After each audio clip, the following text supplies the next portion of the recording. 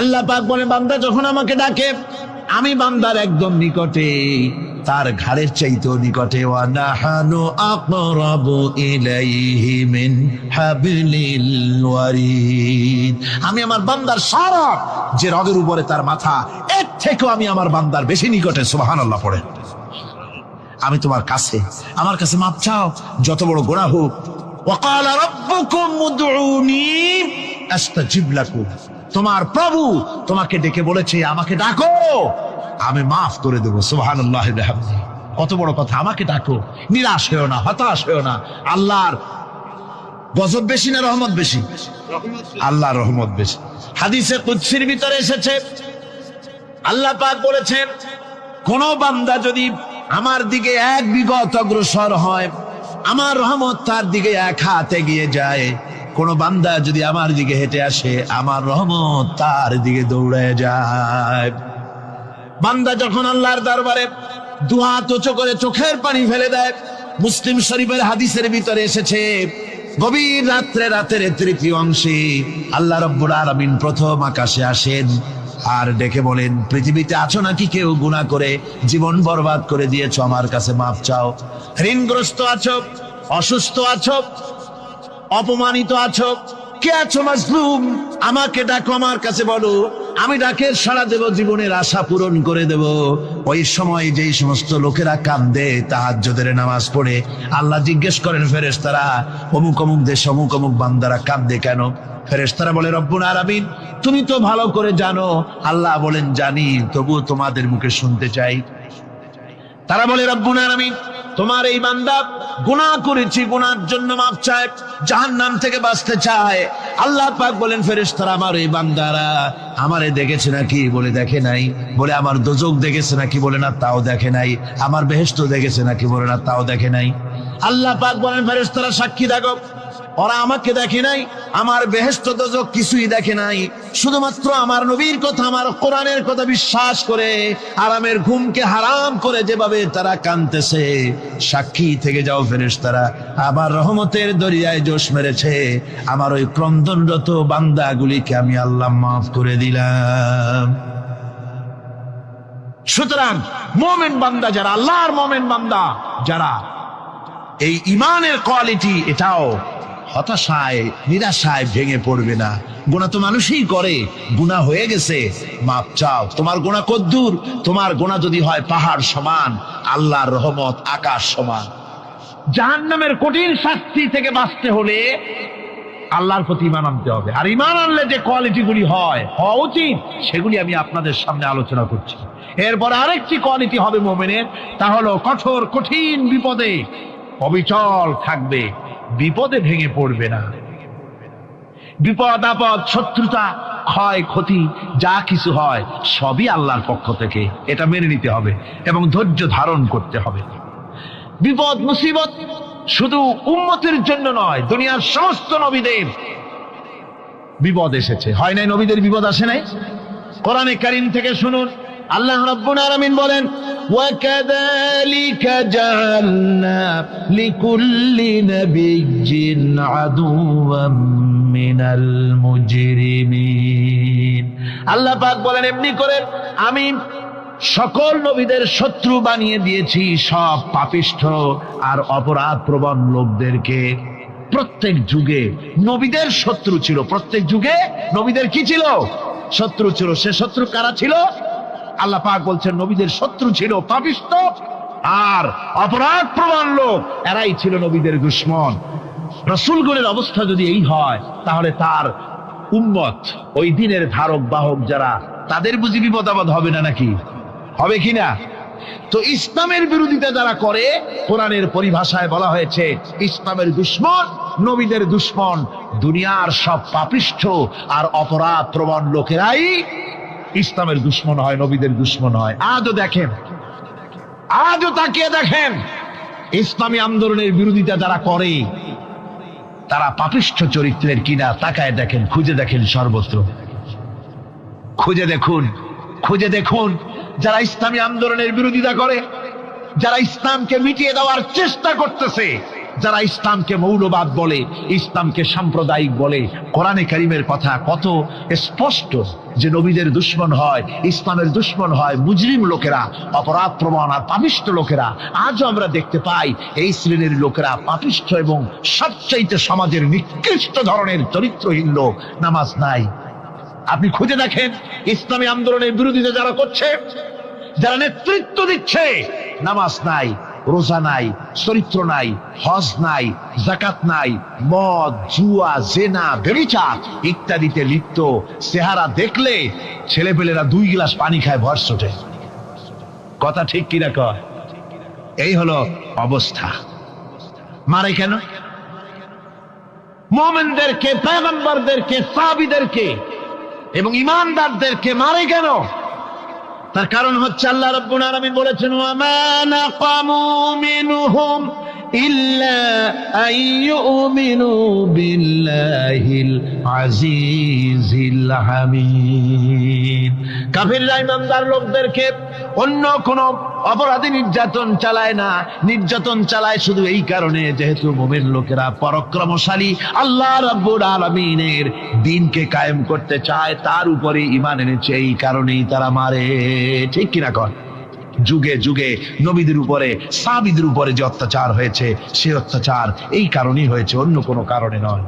এই কঠিন বিপদে অবিচলতা এবং ধৈর্যের দৃষ্টান্ত নবীগণ পেশ করেছেন পৃথিবীর বুকে। আমরা দেখেছি ইব্রাহিম আলাইহিস সালামকে আগুনে ফালানো হয়েছে, আছে না কোরআন শরীফে? আমি কিন্তু গল্প করতেছি না, সব কোরআনের কথা। কিসের কথা? ইব্রাহিম আলাইহিস সালামকে আগুনে ফালানো হচ্ছে। অপরাধ কি? অপরাধ হচ্ছে হযরত ইব্রাহিম আলাইহিস সালাম দাওয়াত দিয়েছেন, লা ইলাহা ইল্লাল্লাহ। জোরে পড়েন, লা ইলাহা ইল্লাল্লাহ, লা ইলাহা, লা ইলাহা ইল্লাল্লাহ মুহাম্মাদুর রাসূলুল্লাহ।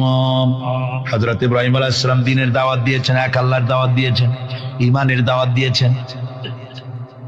আর কোন অপরাধ ছিল না। নমরুদ সহ্য করতে পারলো না।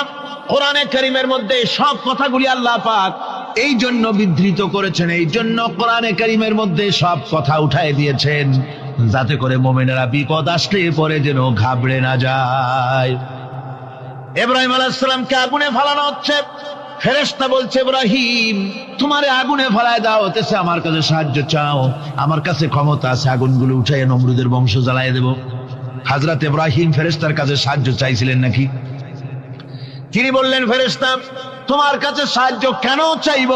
আমি তো এমন কোন অন্ধ আল্লাহর ইবাদত করি না যেই অন্ধ স্রষ্টা তার গোলামের দুঃখ দুর্দশা না দেখেন। আমি তোমার কাছে সাহায্য চাইব না। হযরত ইব্রাহিম আলাইহিস সালাম পাশ করলেন। কি বলেন, পাশ করছেন না?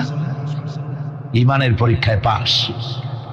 আগুনের মধ্যে হযরত ইব্রাহিমকে যখন ফেলানো হচ্ছে, রব্বুল আলামিন আগুনের প্রতি নোটিশ করে দিলেন, ইয়া নারু কুনি বারদাও ওয়া সালামান আলা ইব্রাহিম। আগুন আমার ইব্রাহিমের জন্য শান্তিদায়ক, ঠান্ডা হয়ে যা। এখন কি আর আগুনের বাপের ক্ষমতা আছে ইব্রাহিমকে পোড়ানো? আর ক্ষমতা নাই। আমার বন্ধুগণ, ইব্রাহিম আগুনের ভিতরে আরামে বসা আছেন, আর ওদিকে নমরুদ বসে বসে দেখতেছে দূর থেকে। ইব্রাহিম তো জ্বলে না, গায়ের মধ্যে আগুন জ্বলে গেল। ডাক দিয়া কয়, আগুন তোর হলো কি? কেন জ্বালাইতে পারিস না আমার দুশমন রে? হলোটা কি তোর? তোর কি জ্বালানো শক্তি বন্ধ হয়ে গেল নাকি? আগুনের ভিতর থেকে জবাব এলো, নমরুদ রে, আমার ভিতরে জ্বালানো শক্তি আছে কি নাই যদি প্রমাণ করতে চাও, টেস্ট করতে চাও, তুই নিজে আয়, তোরে শুদ্ধ তামাম দুনিয়া জ্বালাই দিতে পারি, ইব্রাহিমের এক গাছা পশমও জ্বালাইতে পারি না। তার কারণ হচ্ছে আমি হচ্ছি মাখলুক, আল্লাহ হচ্ছেন খালিক। আল্লাহ আমাকে বলেছেন না জ্বালাতে, তুমি 1000 বার বললেও আমি ইব্রাহিমকে জ্বালাইতে পারবো না। কোরআনে কারীমে ঘটনা বলে মুমিনদেরকে সাহস দেওয়া হচ্ছে, মুমিনেরা দ্বীনের কাজ করতে গিয়ে বিপদ আবাজ আসবে, ইমানের দাবি হলো বিপদ আসবে, আর বিপদ আসলে ঘাবড়ায় যেও না, মুসিবতে পড়ে চিন্তায় পেরেশানে হয়রান হয়ে যেও না। বিশ্বকবি আল্লামা ইকবাল কি সুন্দর করে বলেছেন, আজ ভি হোক জু বিরাহিম কা ইমা पैदा आग कर सकती है एक अंदाज गुलिस्तां पैदा। ইব্রাহিমের ইমান যদি আজিও কোথাও হয় বিদ্যমান, করতে পারেন অগ্নিকুণ্ডে খুবসুরত এক গুলিস্তান। আজও যদি আগুনের ভিতরে কোন নমরুদ কোন ইব্রাহিমকে যদি ফেলে দেয়, আল্লাহ রাব্বুল আলামিন আজও আগুনকে ফুলের বাগান বানায়া দিবেন। সুবহানাল্লাহ। ভয় পাওয়ার কারণ নাই, চিন্তা করার কোনো কারণ নাই। আমার বন্ধুগণ, হযরতে হুদ আলাইহিস সালামকে যখন সমাজের লোকেরা, রাষ্ট্রের লোকেরা ঘিরে ফেলে দিল, সমাজ শক্তি, রাষ্ট্র শক্তি যখন তাকে ঘিরে ফেলে দিল, ষড়যন্ত্রের পাহাড় তুলে দিল, তারে মেরে ফেলে দিবে, হযরত হুদ দেশ থেকে তার পালায় গেলেন না, ভয় পেলেন না। হযরতে হুদ আলাইহিস সালাম বললেন, কোরআনে কারীমে হযরত হুদের কথা কোট করা হলো, ফাকিদুনি জামিআন সুম্মা লা তুনজিরুন। সম্মিলিতভাবে ষড়যন্ত্র করো আমার বিরুদ্ধে, সবাই মিলে ষড়যন্ত্র করো, সুম্মা লা তুনজিরুন, আর আমাকে এতটুকু অবকাশ তোমরা দিও না। ইন্নী তাওয়াক্কালতু আলাল্লাহি রাব্বি ওয়া রাব্বিকুম, আমি ভরসা করেছি সেই আল্লাহর উপরে, যার কুদরতি হাতের ভেতরে, যিনি আমাদের রব তোমাদেরও রব, আর যার কুদরতি হাতের ভিতরে তামাম পৃথিবীর জানগুলি যার হাতে, সে আল্লাহর উপরে ভরসা করেছি। ষড়যন্ত্র যদ্দূর আছে করতে থাকো, আমি ষড়যন্ত্র পরোয়া করি না। সুবহানাল্লাহ। এটাই হলো মুমিনের কোয়ালিটি।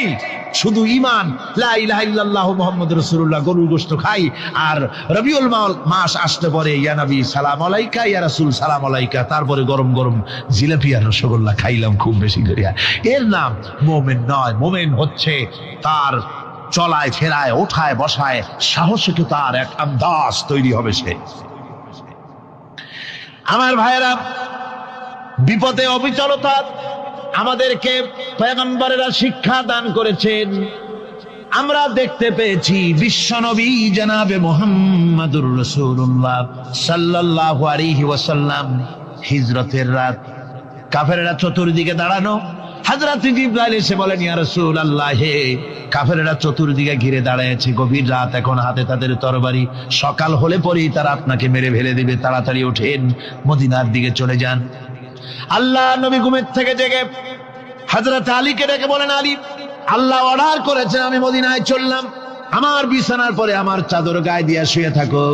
হযরত আলী বলেন, আল্লাহর হাবিব, আপনার চাদর গায়ে দিয়ে ঘুমিয়ে থাকবো, সকালবেলায় কাফির বেঈমানেরা আপনার বিছানার পরে আপনার চাদর গায়ে দেওয়া অবস্থায় আমি আলীকে তারা মুহাম্মদ মনে করবে, আর আমি আলীকে নবী মনে করে তারা তাদের তরবারি দিয়া কেটে কেটে টুকরা টুকরা করে আমারে বিদায় করে দেবে দুনিয়া থেকে। এতটুকুনো পরোয়া করি না, বরং আমার দিলের মধ্যে এটাই তৃপ্তি থাকবে যে আমি আলীর জীবনের বিনিময় আল্লাহর হাবিব দুনিয়ায় বেঁচে আছেন। যে ব্যক্তি বিদ্রোহ করেছে এবং দুনিয়ার জীবনকে অগ্রাধিকার দিয়েছে, তার জায়গা হচ্ছে জাহান্নাম। জোরে বলেন নাউজুবিল্লাহ। যে ব্যক্তি আল্লাহর সঙ্গে বিদ্রোহ করেছে আর পরকালের জন্য পাথর জোগাড় করে নাই, দুনিয়াকে অগ্রাধিকার দিল, পরকালকে ভুলে গেল, তার জায়গা হলো জাহান্নাম। وَأَمَّا مَنْ خَافَ مَقَامَ رَبِّهِ وَنَهَى النَّفْسَ عَنِ الْهَوَى فَإِنَّ الْجَنَّةَ هِيَ الْمَأْوَى। আর যে ব্যক্তি আপন প্রভুর সামনে উপস্থিত হওয়াকে ভয় করেছে এবং আপন প্রবৃত্তিকে লালসা মুক্ত করেছে, লালসার হাত থেকে রক্ষা করেছে, আল্লাহ রাব্বুল আলামিন কিয়ামতের দিন তার জন্য রেখে দিয়েছেন জান্নাত। তার জন্য কোন জায়গা? জান্নাত। আমাদেরকে পরকাল ভিত্তিক জীবন যাপন যদি করি, তাহলে কবরের জবাবগুলি খুব আসান হবে। আর যদি পরকাল ভিত্তিক জীবন যাপন না হয়, কবরটা মুসিবত হয়ে যাবে। হযরত ওসমান রাদিয়াল্লাহু তাআলা আনহু কবরের কাছে গিয়ে খুব কাঁদতেন। সাহাবায়ে কেরাম প্রশ্ন করেছেন, হুজুর, রাসূল করিম সাল্লাল্লাহু আলাইহি সাল্লাম যখন জান্নাত ও জাহান্নামের ওয়াজ করেন তখনও তো এত বেশি আপনি কাঁদেন না যত বেশি কাঁদেন কবরের কাছে এসে। কারণ কি? হযরত ওসমান রাদিয়াল্লাহু তাআলা আনহু বলতেন, আমার সাথীরা, আমি আমার হাবিবের কাছে, আল্লাহ রাব্বুল আলামিনের রাসূলের কাছে আমি শুনেছি এই কবরটাই হলো প্রথম স্টেশন, এই কবরটাই হলো প্রথম ইমিগ্রেশন কাউন্টার। এই জায়গায় যদি কেউ ধরা পড়ে যায়, কারো যদি চার্জশিট হয়ে যায়, সব জায়গায় ধরা পড়ে যাবে, হাসরে মিজানে সিরাতে কোনো জায়গায় নাজাত পাবে না। আর এই কবরটা যদি কেউ মুক্তি পেয়ে যায়, মিজান সিরাত হাসর সব জায়গা থেকে আল্লাহ তারে ভালোভাবে পার করে দিবেন। এটা হলো আসল জায়গা, মারাত্মক জায়গা, খুব মারাত্মক জায়গা। আমি এটাকে ইমিগ্রেশন কাউন্টার বলেছি আমার ভাষায়। ইমিগ্রেশন কাউন্টার যারা বিদেশ ভ্রমণ করেছেন তারা জানেন। লন্ডন যাবেন, আমেরিকা যাবেন, সৌদি আরব যাবেন, যে কোনো বিদেশে যাবেন, গেলেই পাসপোর্ট তারা দেখবে। পাসপোর্টে আপনার ন্যাশনালিটি কোনটা সেটাই তারা জানতে চাইবে। আপনি কোন দল করেন এটা তারা জানতে চাইবে না। আপনি কোন ভাষায় কথা বলেন তাও তাদের জানার দরকার নেই। প্রথমেই তারা আপনার ন্যাশনালিটি দেখবে, আপনার আইডেন্টিটি কি তারা জানতে চাইবে।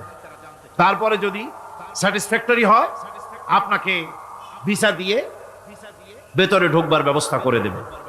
আর যদি তারা স্যাটিসফাইড না হয় তাহলে আপনাকে মেহমানখানায় ঢুকানো হবে গ্রেফতার করে। কবর হচ্ছে এ ধরনের একটি ইমিগ্রেশন কাউন্টার। কবরের ভিতরে মানুষ যখনই রাখা হবে সঙ্গে সঙ্গে দুজন ফেরেশতা আসবে। কবরের কাছে যারা এসেছিল দাফন হয়ে যাওয়ার পর এই লোকগুলি 40 কদম যেতে যতক্ষণ লাগে এর মধ্যেই দুজন ফেরেশতা এসে যাবে। এসে জিজ্ঞেস করবে, মান রব্বুকা, তুমি কোন দল করতে? ওটা তাদের জানার দরকার নেই। চাকরি কিসে করতেন ওটা জানার দরকার নেই। ব্যবসা করতেন না চাকরি করতেন প্রয়োজন নেই। প্রথমেই জিজ্ঞাসা করা হবে ন্যাশনালিটি, প্রথমেই জিজ্ঞাসা করা হবে তার ন্যাশনালিটি সম্পর্কে, তার আইডেন্টিটিটা কি, এবং সেটাকে সত্যায়িত করার জন্য, বোঝার জন্য 3টি প্রশ্ন। প্রথম প্রশ্ন, মান রব্বুকা ওয়া মা দীনুকা ওয়া মান নাবিয়ুকা, তোমার রব কে, তোমার দ্বীন কি, তোমার নবী কে। যদি এই ব্যক্তি বেঈমান হয়, মুনাফিক হয়, সে বলবে হায় হাতা লা আদরি, হায় হাতা লা আদরি, জানি না আমার রবকে, আমি জানি না। তোমার দিন কি, দিন কারে কয় বুঝি না। এরপরে আল্লাহর নবী জনাবে মুহাম্মদ রাসূলুল্লাহ সাল্লাল্লাহু আলাইহি ওয়াসাল্লাম কে দেখানো হবে, বলা হবে মা কুনতা তাকুলু ফি হাদার রাজুল, এই ব্যক্তি সম্পর্কে তোমার ধারণা কি নিকে? বলবে আমি চিনি না। নাউযুবিল্লাহ। বাস,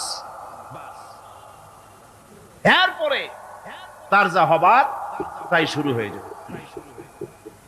আর যদি বান্দাটা মুমিন হয়, প্রশ্ন করা হবে মান রব্বুকা, জবাব দেবে রব্বি আল্লাহ, আমার রব আল্লাহ রাব্বুল আলামিন।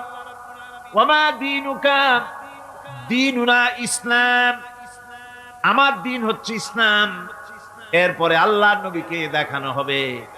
কয়েক রকমের বর্ণনা আছে, কোন বর্ণনায় আছে হুজুরের আকারে দেখানো হবে, অথবা রাসূলকে সরাসরি দেখানো হবে।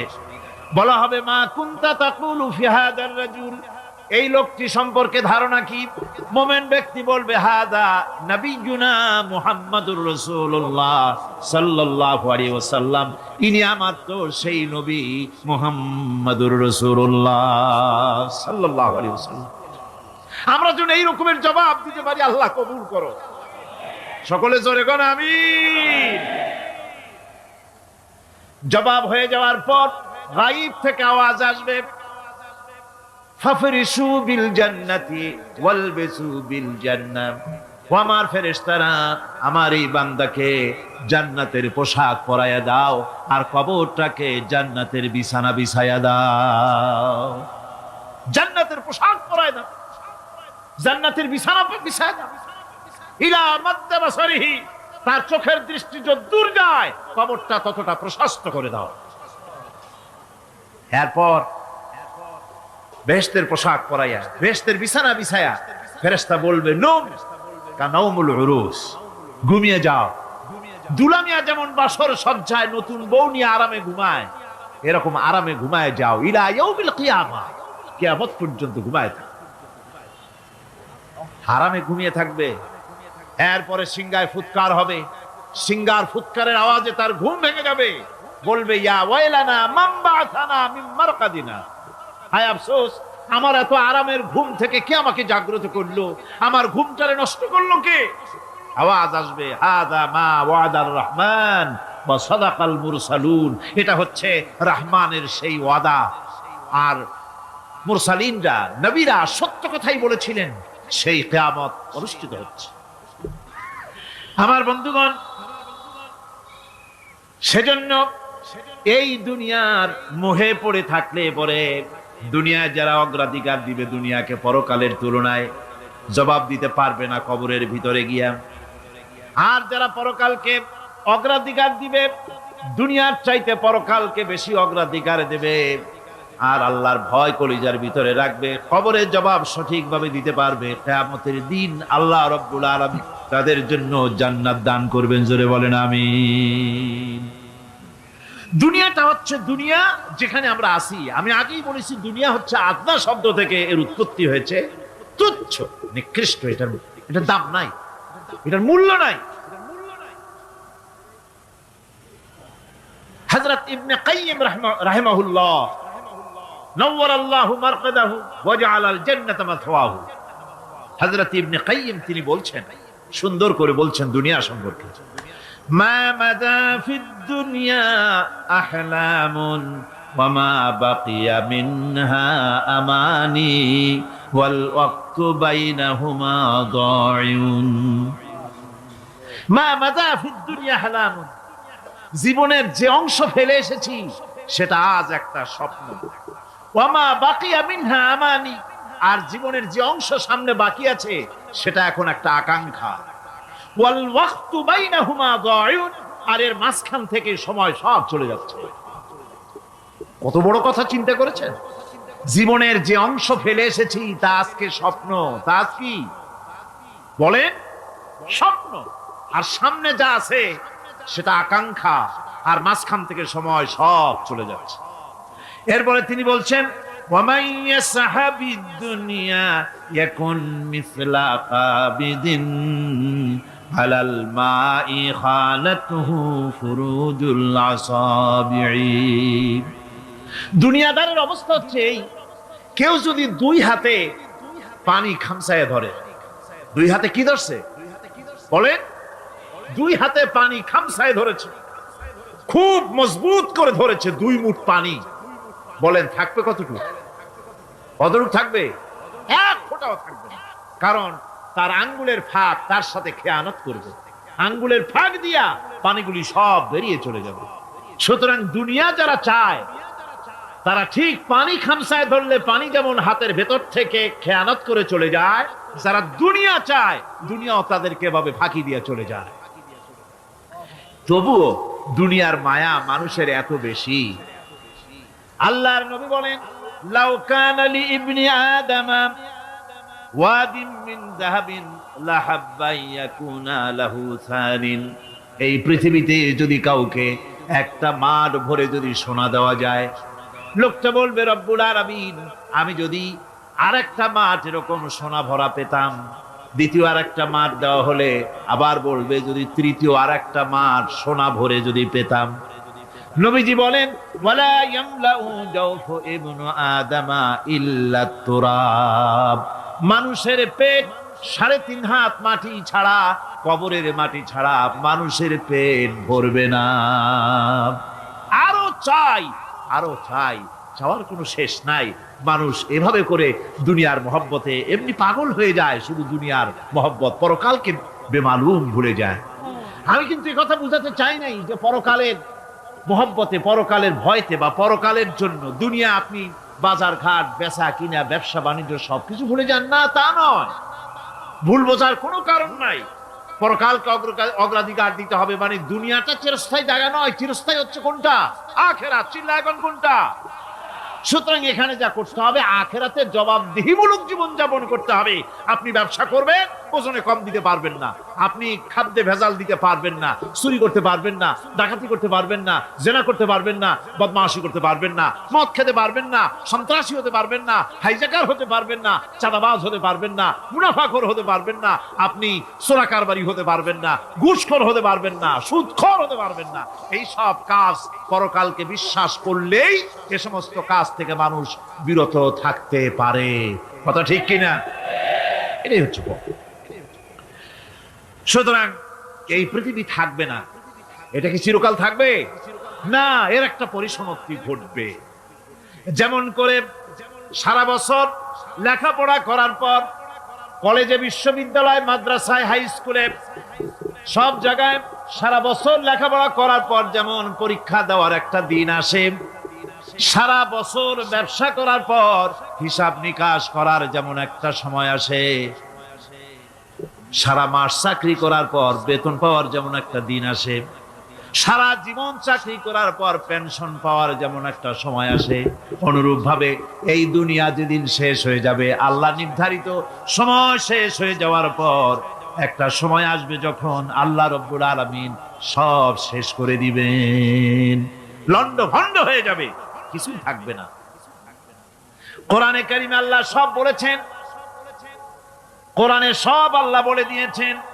আল্লাহ পাক বলেন এই পৃথিবীর সব কেমন ভাবে ধ্বংস হবে তার চিত্র আল্লাহ পাক কোরআনে কারিমে তুলে ধরেছেন। ইযাস সামাউ ফাতারাত ওয়া ইযাল কাওয়াকিবু তাসারাত ওয়া ইযাল বিহারু ফুজ্জিরাত ওয়া ইযাল কুবুরু বু'সিরাত। যখন আকাশসমূহ দীর্ণ বিদীর্ণ হয়ে যাবে, তারকাগুলি বিক্ষিপ্ত হয়ে ছিটকে পড়বে,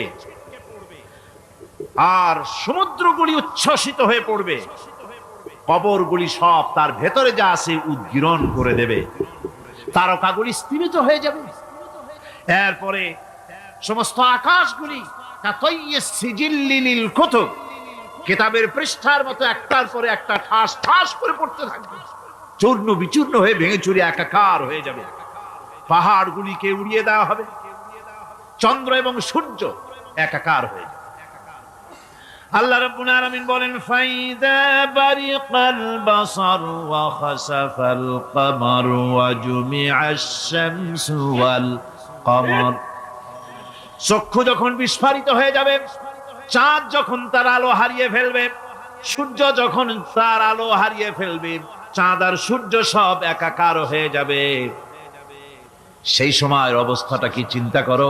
মানুষ হয়রান হয়ে দৌড়াদৌড়ি করবে। ওয়াহুমিলাতিল আরদু ওয়াল জিবালু ফাদুক্কাতা দাক্কাতান ওয়াহিদা।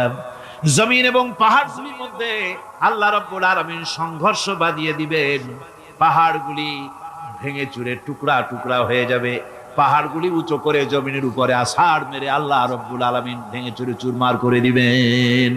সুবহানাল্লাহ। ওয়া তাকুনুল জিবালু কালইনিল মানফুস।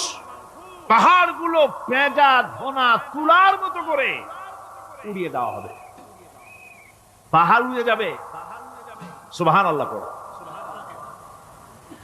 পাহাড় পাথরের তৈরি করা পাহাড়, এই পাহাড়গুলি তুলার মতো হয়ে উড়বে কিভাবে? আমি এই দৃশ্য নিজের চোখে কিছুটা হলেও দেখছি। আজ থেকে 10 দিন আগে আমি ইতালি সফর করে এসেছি। ইতালির রাজধানী রোম। রোম প্রাচীন সভ্যতার লালন ভূমি। কোরআনে কারিমে সূরায়ে রোম রয়েছে। এই রোম সেই রোম। এখানের বাদশার কাছে রাসূল করিম সাল্লাল্লাহু আলাইহি সাল্লাম হেরাক্লিয়াসের কাছে চিঠি পাঠিয়েছিলেন। সেই রোম 12 থেকে 15 হাজারের মতো বাংলাদেশি মুসলমান সেখানে আছে।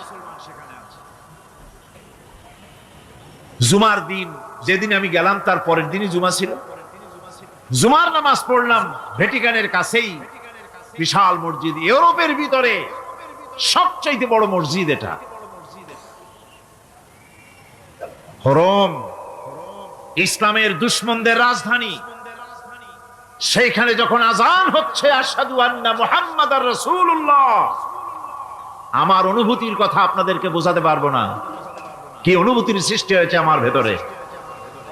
ভ্যাটিকানের পোপ এক পাশে, কিছু দূরেই ভ্যাটিকান, ওটা হচ্ছে গোটা পৃথিবীর সমস্ত খ্রিস্টানদের কাবা, ভ্যাটিকান। তার পাশেই বিশাল মসজিদ, সেখানে নামাজ পড়লাম। চিন্তার ভেতরে আসলো আল্লাহ রাব্বুল আলামিন তার হাবিবের নাম, তার তাওহীদ, তার রিসালাতকে কিভাবে বিশ্বময় ছড়িয়ে দিলেন। আবু জাহেল চাইছিল মুহাম্মদ সাল্লাল্লাহু আলাইহি ওয়াসাল্লামকে স্তব্ধ করে দেবে মক্কার জীবনেই। কত বদনাম, সাহের, কাহেন, কাযযাব, শায়ের, নাউযুবিল্লাহি মিন যালিক, কত গালাগালি করলো। আর আল্লাহ শোনালেন, হাবিব চিন্তার কোনো কারণ নাই, ওয়ারাফা'না লাকা যিকরাক, আমি আপনার প্রশংসা বিশ্বময় ছড়িয়ে দেব। সুবহানাল্লাহি ওয়া বিহামদিহি। রোম প্রোগ্রাম শেষ করে আমাকে তারা নিয়ে গেল, যেটা আমি বলছি সফর কাহিনী শোনাবার সময়টা না, যেহেতু এর সঙ্গে প্রাসঙ্গিক সেজন্য বলছি। পাহাড় কেমনে তুলার মতো হয়ে উঠবে তার নজির দেখেছি। রোম শহর থেকে 300 মাইল দূরে, 300 কিলোমিটার দূরে নেপোলিয়ান বোনাপার্ট তার বাড়ি, এবং ওটা তার নামে একটা প্রভিন্স। ভূমধ্য সাগরের পারে ভিসুভিয়াস, পৃথিবীর সবচাইতে বড় আগ্নেয়গিরি, সেটা দেখাতে নিয়ে যাওয়া হলো আমাকে। যে পাহাড়টা পৃথিবীর মাটি থেকে তার চূড়া হচ্ছে 3 মাইল উঁচু, এর 2 মাইল গাড়িতে করে ঘুরে ঘুরে যাওয়া যায়, এরপর আর গাড়িতে যাওয়া যায় না, বাকিটুকুন যেতে হবে হেঁটে হেঁটে। পাহাড়ের উপরে অক্সিজেন কম, বেশ কষ্ট হচ্ছিল উঠতে। জীবনে প্রথম পাহাড়ে চড়েছি জাবালে নূর, রাসূল করিম সাল্লাল্লাহু আলাইহি সাল্লামের উপরে যেখানে ওহী হয়েছিল সর্বপ্রথম। পাহাড় চড়ার একটা অভিজ্ঞতা ওখান থেকে আমার কিছুটা হয়েছিল। খুব কষ্ট হলো বাকি 1 মাইল উঠতে। যখন ভিসুভিয়াসের একদম শীর্ষে চলে গেছি, সেখানে গিয়ে আমার সাথে 15-20 জন লোক ছিল। আমি নিজে আল্লাহু আকবার বলে আমার গলা থেকে আওয়াজ বেরিয়ে গেল। আমি দেখতে পেলাম ভিসুভিয়াসের শীর্ষে বিশাল গর্ত। আমার মনে হয় গর্তটা এই মাঠের 1/4 হবে, এই মাঠের 1/4 হবে গর্তটা। সেই গর্তটার গভীরতা হচ্ছে 1.5 কিলোমিটার। এইখান থেকে পাথরগুলি উত্থিত হয়েছে, আগ্নেয়গিরি পাথর আগুনে গলে লাভা হয়ে এগুলি পাহাড় বেয়ে উপচে পড়েছে, চতুর্দিকে 12 মাইল ছড়িয়ে গিয়েছে। আমার মনে পড়লো ওয়াকুদুহান নাস ওয়াল হিজারা, জাহান্নামের আগুনের ইন্ধন হবে মানুষ আর পাথর। আমি সেখানে সেজদায় পড়ে গিয়া কানলাম আর বললাম, আল্লাহ জাহান্নামের আগুন হারাম করে দিও আমাদের জন্য। পাথর কিভাবে গললো, গলে পাথরগুলি গলে পুড়ে চতুর্দিকে পড়েছে আর ছিটকেছে, চতুর্দিকে ছিটকে পড়েছে। সেই পাথরগুলি ছিটকে ছিটকে যেগুলি পুড়ে পড়েছে সেগুলিকে দূরে সাদা রঙের বলে মনে হয়, কোনোটা সাদা কোনোটা কালো, মনে হয় যেন তুলার মতো হয়ে পড়ে আছে চতুর্দিকে। 1944 সনে তৃতীয়বারের মতো ভিসুভিয়াস অগ্নিগিরি যে অগ্নি উৎপাত করে, তাতে আশেপাশের 12 মাইল এলাকা এফেক্টেড হয়ে যায়। পাথরগুলি গলে এভাবে বিধ্বস্ত করে দিয়েছে। এখান থেকে এখানে জোহরের নামাজ, আসরের নামাজ আমরা পড়লাম, আল্লাহর কাছে খুব দোয়া করলাম। এখনো ধোঁয়া উঠতেছে, এখনো পাহাড়ের ফাটল দিয়ে ধোঁয়া উঠছে। একজন হাত দিয়ে আমাকে বলল যে খুব গরম লাগে ধোঁয়াগুলি। ওখানকার লোকেরা বলল যে ভেতরে এখনো আগুন আছে, তবে সুপ্ত, যে কোনো মুহূর্তে আবার তা জাগ্রত হতে পারে। আমরা সেখান থেকে নেমে এলাম। একটু কিছু দূর গিয়েই সেখানে হলো পম্পেই শহর। এই পম্পেই শহরটা হচ্ছে ঈসা আলাইহিস সালামের জন্মের 2000 বছর আগে এই শহর তৈরি হয়। ঈসা আলাইহিস সালামের জন্মের 179 বছর পর ভূমিকম্প হয়। সেই ভূমিকম্পে গোটা পম্পেই শহরটা পৃথিবীর মানুষের চোখের আড়াল হয়ে যায়, ধ্বংস হয়ে যায়, মাটির তলায় গরক হয়ে যায়। আজ থেকে 200 বছর আগে মাটি খনন করতে গিয়ে এই শহর আবিষ্কৃত হয়। পুরা শহরটা খুঁড়ে তারা বের করেছে। 180 হেক্টর জমিনের উপরে এই বিশাল শহর। ঘুরে ঘুরে দেখলাম, গাড়ি চলে না সেখানে, পায়ে হেঁটে দেখতে হলো। প্রশস্ত রাস্তা। আজ থেকে 4000 বছর আগের মানুষেরা রাস্তা বানাতে জানতো পাথর দিয়ে, এবং রাস্তার দুধারে তাদের ছিল ফুটপাথ, পানির ব্যবস্থা, নগরায়নের সব রকমের সুযোগ সুবিধা। তারপরে সেখানে বিচারালয়, এরপরে দোকানপাট, বাজারঘাট, সবকিছুর ব্যবস্থা রয়েছে। বিশাল বিশাল পাথরগুলি দিয়ে পিলার তৈরি করা। ভাবলাম এই পিলারগুলি, এই পাথরগুলি তারা কিভাবে ক্রেন ছাড়া এত উপরে উঠালো কি করে, আমার মাথায় আসলো না।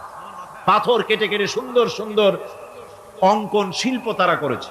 এরপরে ঘুরতে ঘুরতে বাদশার রাজার বাড়িতে গিয়ে ঢুকলাম। সেখানে গিয়ে দেখলাম উলঙ্গ এত মূর্তি পাথরের তৈরি করা। পাথর কেটে কেটে দেওয়ালে যৌন মিলনের এমন কোন অশ্লীল ছবি নাই যা তারা সেখানে তৈরি করে নাই। উলঙ্গ মূর্তি আর উলঙ্গ যৌন মিলনের অসংখ্য ছবি দিয়ে এই এলাকা ভরা। তখন আমি বুঝলাম আল্লাহর গজব হওয়ার কারণটা কি, এই শহরটা মাটির নিচে গরক হয়ে যাওয়ার কারণটা কি। আল্লাহ পাক জেনা ব্যভিচার যে দেশে বেশি হয় আল্লাহ পাক বরদাস্ত করে। দুশ্চরিত্র যে দেশের মানুষ দুশ্চরিত্র হয়ে যায়, জেনা ব্যভিচার বেশি হতে থাকে, আল্লাহ গরক করে দেন, গজব দেন। এই গজব এক এক সময় এক এক রকমের হয়ে আসে। কখনো মাটির নিচে দাবায় দেয়, কখনো মহামারী, কোন দেশে কলেরা, কোন দেশে জলোচ্ছ্বাস, কোথাও ভূমিকম্প, আর সর্বশেষ এই জেনা ব্যভিচারের জন্য আল্লাহ পাকের চূড়ান্ত এই যৌনতার অশ্লীলতার জন্য চূড়ান্ত গজব বর্তমান বিশ্বের জন্য এইডস। আল্লাহ পাক এই গজব দিয়েছে। বন্ধুগণ, আমি সেই জায়গা, আমি সেখানে যা দেখলাম যে আল্লাহ পাক পাহাড়গুলিকে কিভাবে উড়াবেন, এটা অস্বীকার করার কোনো উপায় নাই। বিশ্বাস তো করতামই। তবে হযরত ইব্রাহিম আলাইহিস সালাম যেমন বলেছিলেন, রব্বি আরিনি কাইফা তুহিল মাউতা, আয় আল্লাহ তুমি মরাকে চিন্তা করবা কেমনে। আল্লাহ পাক বলেন আওয়ালাম তুমিন, তুমি বিশ্বাস করো না? ইব্রাহিম আলাইহিস সালাম বললেন বালা, অবশ্যই বিশ্বাস করি, ওয়ালাকিন লিয়াতমাইন্না কলবি, যদি চোখে দেখতাম তাহলে আমার অন্তরাত্মা খুব ঠান্ডা হতো। আল্লাহ রাব্বুল আলামিন চোখে দেখায় দিলেন জিন্দা কেমনে মুর্দা হবে, মুর্দা কেমনে জিন্দা হবে, আল্লাহ দেখায় দিলেন। পাহাড় উড়ায় দিবেন আল্লাহ রাব্বুল আলামিন। একথা কলিজার মধ্যে এটার উপর ঈমান বিশ্বাস, কিন্তু আল্লাহ চোখে দেখাইছেন, ঈমান আরো মজবুত হয়েছে, যা ছিল আরো মজবুত হয়েছে। সুবহানাল্লাহ। আল্লাহর ভয়তে কলিজা কেঁপেছে। আমি পাহাড়ের উপরে কেঁদেছি, যার যার হয়ে কেঁদেছি। বন্ধুগণ, আল্লাহ সুবহানাহু ওয়া তাআলা এই জন্য বলেছেন কুল সিরু ফিল আরদ, আমার জমিন ঘোরো, ভালো করে দেখো, কাইফা কানা আকিবাতুল মুকাজ্জিবিন, মহাসত্যকে যারা অস্বীকার করেছে তাদের পরিণতি আমি কি করে দিয়েছি, এগুলি চোখে ভালো করে তাকায় দেখো। আমার বন্ধুগণ, সুতরাং এই পৃথিবীর অবসান হবে, এই পৃথিবী ধ্বংস হবে, এই পৃথিবী চূড়ান্ত ভাবে শেষ হয়ে যাবে। ও হ্যাঁ, আরেকটি কথা বলতে হয়, সেটা হচ্ছে যে এই রোম থেকে আরেকটু দূরে 900 মাইল দূরে হচ্ছে সিসিলি। 900 মাইল দূরে, সেখানে এই সিসিলি মুসলমানেরা শাসন করেছিল 350 বছর। সেই সিসিলিতে রয়েছে 360টা মসজিদ মুসলমানদের করা। সমস্ত মসজিদগুলি আজ তালা বন্ধ, একটা মসজিদও খোলা নাই। সেখানকার মুসলমানেরা ওয়াজ শুনতে এসেছিল রোমে। আমি তাদের জন্য পরামর্শ দিয়েছি যে গভর্নমেন্টের কাছে তোমরা দাবি জানাও যে অন্তত একটা মসজিদের দরজা আমাদের জন্য খুলে দাও।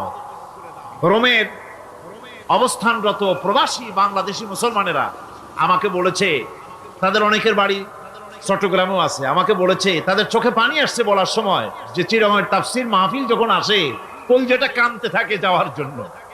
তো যাওয়া তো সম্ভব না এত দূর থেকে, আমাদের সালাম বলে দিবেন যত লোক আসবে, আর আমাদের জন্য দোয়া করতে বলবেন যেন এই রোমের ভিতরে আমরা ইসলামের আদর্শের ভিত্তিতে আমরা যেন চলতে পারি। আপনারা দোয়া করুন তাদের জন্য। ভাইরা আমার, এই পৃথিবী একদিন পরিসমাপ্তি ঘটবে এবং আল্লাহর দরবারে আমাদেরকে উঠতে হবে এবং সেখানে আমাদের বিচার হবে। সেখানে আমাদের কি হবে? বিচার হবে। আল্লাহ পাক বিচারটাকে নির্ভুল করার জন্য, সঠিক করার জন্য প্রত্যেকের গলায় আমলনামা ঝুলায় রাখছে, এখানে রেকর্ডের ব্যবস্থা করা হয়েছে। আল্লাহ পাক বলছেন ওয়া কুল্লা ইনসানিন আলজামনাহু তাইরাহু ফি উনুকিহি ওয়া নুখরিজু লাহু ইয়াওমাল কিয়ামাতি কিতাবান ইয়ালকাহু মানশুরা। আল্লাহ পাক বলেন প্রত্যেকের ভালো মন্দ কর্মফল, কর্মলিপি আমি তার গলায় ঝুলায় রেখেছি। কিয়ামতের দিন সে নিজের কাছে স্পষ্ট সব দেখতে পারবে, কোনো জিনিস বাদ পড়বে না। তার গলায় তার আমলনামা ঝুলানো আছে, সব রেকর্ড হতেছে। আমরা যা করছি সবগুলি রেকর্ড হয়ে যাচ্ছে। বর্তমান বিজ্ঞানীরা আবিষ্কার করেছে যে মানুষের শরীরের ভিতরে ডিএনএ আছে, রক্তের ভিতরে ডিএনএ, এটা একটা কোডর। মানুষের রক্তের ভিতরে ডিএনএ আছে। যেমন তার ব্রেনের ভিতরে কতগুলি কোষ আছে, এক একটা কোষ এক এক ধরনের কাজ করে, অনুরূপ ভাবে তার শরীরের ভিতরে রক্তের ভিতরে ডিএনএ আছে। এই ডিএনএটা কি? এই ডিএনএটা হচ্ছে, এই ডিএনএ একটা কম্পিউটারের মতো কাজ করতেছে। লোকটা কি করবে, কোথায় যাবে, সে ভালো হবে মন্দ হবে কি হবে, সব তার ডিএনএর মধ্যে রেকর্ডকৃত আছে। এটা বোঝার জন্য একটা সুন্দর দৃষ্টান্ত দেওয়া যায়। যেমন এই কাগজটাকে আপনারা মনে করুন একটা গাড়ির একটা ব্লুপ্রিন্ট, একটা গাড়ির ব্লুপ্রিন্ট। এখানে লেখা আছে গাড়ি কিভাবে তৈরি হবে। এই কাগজটা নিয়ে ঘরের মধ্যে রেখে দিলেন।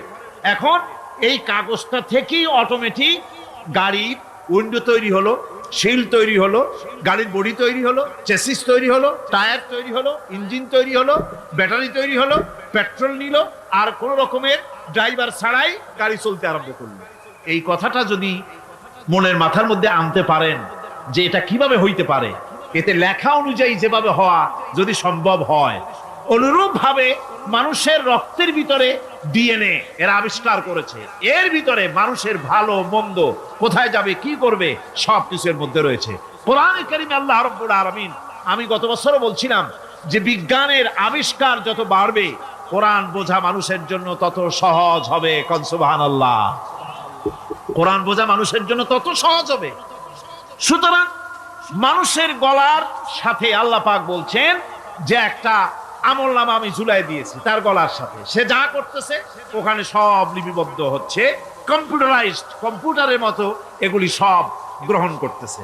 এগুলি কিয়ামতের দিন তার সামনে হাজির করা হবে।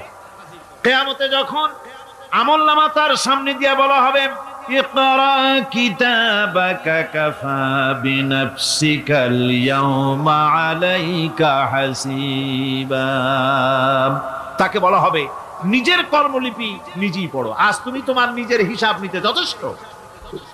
বন্ধুগণ, এই মাহফিলে যত লোক আমরা বসে আছি, আমরা আমাদের হিসাব নিতে যথেষ্ট না আরেকজন লাগবে? কোন আমরা যথেষ্ট কি না? কথা বোঝেন নাই। আমি বলতে চেয়েছি এটা, আমরা যদি এখন চোখ বুঝে চিন্তা করি যে পিছনের জীবনে কি করেছি, মনে পড়বে নাকি পড়বে না? বলেন সবাই, পড়বে কি পড়বে না? ছোটবেলায় কবে পায়ের নিচে কাটা ফুটেছিল, কবে কোথায় আছাড় খেয়েছিলেন, কবে কার বেল তাল আম কাঁচা আম চুরি করে খেতে গিয়ে কিল খেয়েছিলেন, তাড়া খেয়েছিলেন, তাকে এখন মনে নাই? আছে। তাহলে কি ওই তাল বেল চুরি করতে গিয়ে যে কিলটা খাইছিলেন সেটাও মনে আছে, ভালো মন্দ সব মনে আছে। তাহলে কোন হোটেলের রুমে কি করছিলেন, কোন স্কুলে কোন কলেজে কি করছিলেন, তারপরে জীবনে ছোট বড় ঘটনাগুলি চোখ বুঝতে মনে পড়বে না? এবার হিসাব করেন, মনে যদি পড়ে এবার হিসাব করেন আপনি জান্নাতি না জাহান্নামী। আপনি আপনার নিজের হিসাব নেওয়ার জন্য যথেষ্ট। তাকে হিসাব করতে বলা হবে, তোমার হিসাব, তোমার নিজের হিসাব নেওয়ার জন্য তুমি যথেষ্ট, তোমার হিসাব তুমি নিজেই করো, এটা পড়ো। আর সেই কিয়ামতের দিন কোনো সাহায্যকারী মিলবে না। লান তানফাকুম আরহামুকুম ওয়ালা আওলাদুকুম ইয়াউমাল কিয়ামাহ। লান তানফাকুম, কিয়ামতের দিন কোনো ফায়দা হবে না, অবশ্যই কোনো ফায়দা হবে না, কোনো উপকারে আসবে না। কিয়ামতের দিন তোমার সন্তান, তোমার স্ত্রী, তোমার মাল, তোমার সম্পদ কোনো উপকারে আসবে না কিয়ামতের ময়দানে। সেদিন সব তোমার সাথে বিচ্ছা করবে, সব পালায় যাবে। সেখানে উৎকোষেরও কোনো কারবার নাই যে ঘুষ টুস দিয়া, ফেরেশতাদের কোনো রকম বুঝবাজ দিয়া, আলাদা কোনো চোরাগলি পথ দিয়া একেবারে ফুট করে ভেস্তে চলে যাবেন, এমন কোনো সুযোগ নাই। অনেকে বলে হুজুর এমন কিছু দোয়া শিখায় দেন যাতে ওই সব জেহাদ বোমা এগুলি খুব ভয় পাই, ওসব রাস্তা টাস্তা না, খুব সহজে কিছু দোয়া দুরূদ করিয়া আস্তে করে জান্নাতে চলে যাওয়া যায়, এরকম একটা দোয়া, এরকম একটা পথ বলে দেন। আমি বলি ভাই, এরকমের কোন চোরাগলি আমার রাসূল আবিষ্কার করতে পারেন নাই। আল্লাহর পয়গম্বরের ওই ধরনের কোন পথ আবিষ্কার করতে পারেন নাই। সেখানে কিয়ামতের দিন কাউকে উৎকোষ গ্রহণ করার কেউ নাই, উৎকোষ দেওয়া যাবে না। আর উৎকোষ দিবি নেবা কি, আপনার কাছে কিছু নাইও, থাকলেও নেওয়ার কেউ নাই। এই দুনিয়ায় ফাঁকিবাজি করে বহুত কিছু করা যায়, কিন্তু কিয়ামতের মাঠে এগুলি কিছুই চলবে না। اليوم لا ينفع مال ولا بنون। কিয়ামতের দিন ধন, সন্তান, সন্ততি আর সম্পদ কোনো কাজে লাগবে না। সেদিন শুধু আমল, আমল যদি ভালো হয় কাজে লাগবে, আমল খারাপ হবে সব শেষ হয়ে যাবে। আল্লাহ রাব্বুল আলামিন নবীজিকে ডেকে বলেছেন, নবী আপনি বলেন, কুল মা কুনতু বিদআম মিনার রাসূল, আপনি বলুন আমি কোন নতুন রাসূল নই, আমার আগে অনেক নবী রাসূল পৃথিবীতে এসেছেন, তারা বিদায় হয়ে গেছেন। আমি জানি না কিয়ামতের দিন আল্লাহ রাব্বুল আলামিন আমার সাথে কি ব্যবহার করবেন, আর আমি এও জানি না যে কিয়ামতের দিন আল্লাহ পাক তোমাদের সাথে কি ব্যবহার করবেন। এই আয়াত নাযিল হওয়ার পর আল্লাহর হাবিব তার মেয়েকে ডাকলেন, জামাইকে ডাকলেন, নাতিদেরকে ডাকলেন, আহলে বাইতদেরকে ডাকলেন, আর বললেন, ও আমার মেয়ে, কলিজার টুকরা ফাতেমা গো শোনো, কেবলমাত্র আয়াত নাযিল হয়ে গেল, আল্লাহ পাক আমাকে শুনাইছেন কিয়ামতের দিন আমি জানি না আমার সঙ্গে কি ব্যবহার করা হবে, আর এও জানি না যে তোমাদের সাথে কি ব্যবহার করা হবে। ও আমার কলিজার টুকরা মেয়ে ফাতেমা, কিয়ামতের দিন মুহাম্মদ সাল্লাল্লাহু আলাইহি সাল্লামের মেয়ে, এই হিসাবে তোমার নাজাতের ফয়সালা হবে না। ও আমার কলিজার টুকরা নাতি হাসান আর হোসেন, কিয়ামতের দিন মুহাম্মদ সাল্লাল্লাহু আলাইহি সাল্লামের নাতি হিসাবে ফয়সালা হবে না। ও আমার জামাই হযরতে আলী, কিয়ামতের দিন আমার জামাই হিসাবে নাজাতের ফয়সালা হবে না। আমল যদি ভালো হয় ফয়সালা ভালো হবে, জান্নাতে চলে যাবে। আমল যদি খারাপ হয় কার নাতি কার জামাই দেখা হবে না। সুবহানাল্লাহ। কঠিন কিয়ামতের মাঠ। এই পরকালের বিশ্বাস যদি কলিজার মধ্যে ঢোকে, মানুষ ভালো হয়ে যাবে। কোন সুবহানাল্লাহ। আপনাদের দৃষ্টিতে পারবে, কথার জবাব যে দিলেন না। পুলিশে কি মানুষের চরিত্র ভালো বানাইতে পারবে? পুলিশের চরিত্র ভালো বানাবে কেনা, সেটাই তো কথা। মানুষের চরিত্র যাতে ভালো থাকে, মানুষের জন্য খারাপ কাম না করে, সেজন্য পুলিশ। পুলিশ যাতে খারাপ কাম না করে, সেজন্য আরো একটা ডিপার্টমেন্ট আছে না, তারা যাতে খারাপ কাজ না করে, সেজন্য আর একটা আছে। এন্টি করাপশনের আবার এন্টি করাপশন আছে, তার উপর আবার এন্টি করাপশন আছে। এন্টিটার অভাব নাই। সুতরাং পুলিশ দিয়া, বিডিআর দিয়া, আর্মি দিয়া মানুষের, দেশের, জাতির চরিত্র ভালো বানানো যায় না। রাসূলুল্লাহ এ দিয়ে বানান না, এটা ইসলামের নিয়ম নয়। পুলিশ দিয়া, আর্মি দিয়া দেশের মানুষের চরিত্র ভালো বানানো যায় না। চরিত্র ভালো বানানো যায় কেবলমাত্র পরকালের ভয় দিয়া। কি কিসের ভয় দিয়া? ওই যে মক্কার জীবনে ওই সমস্ত মানুষগুলি যারা চুরি করত, ডাকাতি করত, জেনা করত, বদমাশি করত, যারা শয়তানি করত, যারা মানুষকে খুন করত, এই মানুষগুলি এত ভালো হয়ে গেল, যারা চুরি ছেড়ে দিল, ডাকাতি ছেড়ে দিল, জেনা ব্যভিচার ছেড়ে দিল, এত ভালো হয়ে গেল, পৃথিবীর মধ্যে সেরা মানুষ তারা হয়ে গেলেন। জোরে বলেন সুবহানাল্লাহ। নবীর সাহাবীরা পৃথিবীর শ্রেষ্ঠ সন্তান, নবীর সাহাবীরা পৃথিবীর সেরা মানুষ, তাদের চাইতে সেরা মানুষ নবীদের পরে আর কেউ হতে পারে না। জোরে কোন সুবহানাল্লাহ। নবীর পরে পৃথিবীতে শ্রেষ্ঠ মানুষ কারা? সাহাবায়ে কেরাম রিদওয়ানুল্লাহ তাআলা আলাইহিম আজমাইন। ওনারা তো কুফরের মধ্যে ছিলেন, শিরকের মধ্যে ছিলেন, চুরি ডাকাতি জেনা ব্যভিচার এমন কোন পাপ নাই যা করা হয়নি। তারপরে যখন আল্লাহর নবীর কাছ থেকে তাওহীদ, রিসালাত ও আখিরাতের দাওয়াত পেলেন, কি সোনার মানুষ এক একজন হয়ে গেলেন। সুবহানাল্লাহ। যারা ছিলেন নারীর সতীত্বের জম, তারা হয়ে গেলেন নারীর সতীত্বের পাহারাদার। যারা মানুষের মাল চুরি করত, ডাকাতি করত, তারা রাতভর মানুষের মালের পাহারা দিল, মানুষের রক্তের পাহারা দিল। সুবহানাল্লাহ বিহামদি। রক্ত ও সম্পদের পাহারা দিল। রাসূল বললেন, খায়রুল কুরুনে কারনি, সর্বশ্রেষ্ঠ যুগ তো আমার যুগ। বন্ধুগণ, এরপরে একটা জীবন আসবে ওই কিয়ামতের ময়দানে। এই পরকালের বিশ্বাসটা গুরুত্বপূর্ণ ব্যাপার। আমাদের সব কিছুর হিসাব দেওয়া লাগবে। আল্লাহ পাক বলেন, ইন্নাস সামআ ওয়াল বাসারা ওয়াল ফুআদা কুল্লু উলাইকা আনহু মাসউলা।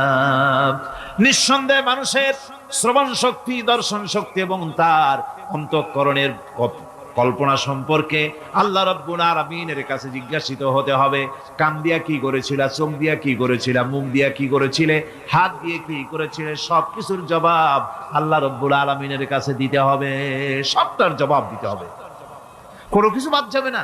এমনকি মনের ভিতরে যে কল্পনা আমরা করি, এই কল্পনার হিসাবও আল্লাহর দরবারে দিতে হবে। কোরআনে কারীম বলছেন, ওয়া ইন তুবদু মা ফি আনফুসিকুম আও তুখফুহু ইউহাসিবকুম বিহিল্লাহ। মনের ভিতরে তুমি যেটা কল্পনা করো সেটা প্রকাশ করো, অথবা তুমি গোপন রাখো, যাই তুমি করো না কেন, আল্লাহ রাব্বুল আলামিন এর হিসাবও তোমার কাছে নেবেন। ফায়াগফিরু লিমান ইয়াশাউ ওয়া ইউআযযিবু মান ইয়াশাউ ওয়াল্লাহু আলা কুল্লি শাইইন কাদির। মহান আল্লাহ পাক বলেন, করার পর তোমার মনের ভিতরে কি কল্পনা করেছিলে ওইটার হিসাব আমি নেব। হিসাব নেওয়ার পর যারে খুশি ক্ষমা করে দেব, যাকে খুশি শাস্তি প্রদান করব। সবকিছুর উপরে আল্লাহ রাব্বুল আলামিন শক্তিমান, সব তিনি করতে পারেন, সমস্ত কুদরত রয়েছে তার। সুতরাং মানুষদেরকে, আল্লাহর বান্দাদেরকে বিশ্বাস করতে হবে যে আমার কোনো কথা বাদ যাবে না। কথাগুলি রেকর্ড হচ্ছে, কথা রেকর্ড হচ্ছে। আমি যে ওয়াজ করতেছি, এই কথাগুলি রেকর্ড হচ্ছে নাকি হচ্ছে না? অনেক টেপ রেকর্ডার রেকর্ড হচ্ছে, অডিও ভিডিও হচ্ছে। আজ থেকে 50 বছর পর যদি এই রেকর্ড বাজানো হয়, আমাকে যদি বলা হয় যে আপনি অমুক জায়গায় অমুক কথা বলেছেন, আমি যদি বলি না আমি কথা বলি নাই, তারপরে যদি রেকর্ড বাজানো হয়, তাহলে আমি কথা যে বলি নাই যদি বলি, তাহলে এটা ধরা পড়বে না? সেখানে ধরা পড়বে না? তাহলে এই মানুষের কথা প্লাস্টিকের ফিতায় রেকর্ড করে 50 বছর, 100 বছর, 200 বছর, 500 বছর যদি প্লাস্টিকের ফিতায় এটাকে চলচ্চিত্র করে অথবা টেপ রেকর্ডারে করে যদি ধরে রাখা যায়, এই বুদ্ধিটা কে দিলেন কত দেখি? সবাই কন্যা এই বুদ্ধিটা দিলেন কে? যে আল্লাহ রাব্বুল আলামিন মানুষের মাথায় বুদ্ধি দিলেন, যার দ্বারা সে মানুষের কথাবার্তা, অ্যাক্টিভিটি সব ধরে রাখতে পারে। সেই আল্লাহ রাব্বুল আলামিন বুঝি আপনার আমার কথা এবং আপনার আমার অ্যাক্টিভিটিসকে তিনি বুঝি ধরে রাখতে পারবেন না কিয়ামত পর্যন্ত? পারবেন কি না? সেজন্য রাব্বুল আলামিন বলেন, মা ইয়ালফিযু মিন কাওলিন ইল্লা লাদাইহি রাকীবুন আতীদ। সমস্ত কথা রেকর্ড হচ্ছে। সুবহানাল্লাহ কোন জোরে! সমস্ত কথা রেকর্ড হচ্ছে, একটা কথাও বাদ যাবে না। মুখ আছে বলেই কথা বলবেন তা না, হিসাব করে কথা বলতে হবে। গীবত গাওয়া যাবে না, মিথ্যা কথা বলা যাবে না, মিথ্যা ওয়াদা করা যাবে না।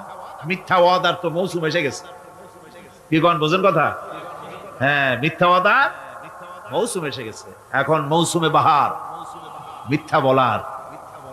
কত সুন্দর সুন্দর ওয়াদা, সোনা দিয়া রাস্তা বানায় দেবো।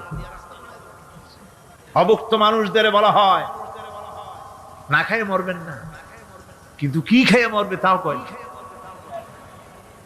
আমরা যদি যাইতে পারি তাহলে মটকির মতো রসগোল্লা বানাই, গরুর গাড়ির চাকার মতো জিলাপি বানাই, খাইতে গিয়ে হা করে চিত হয়ে থাকবে।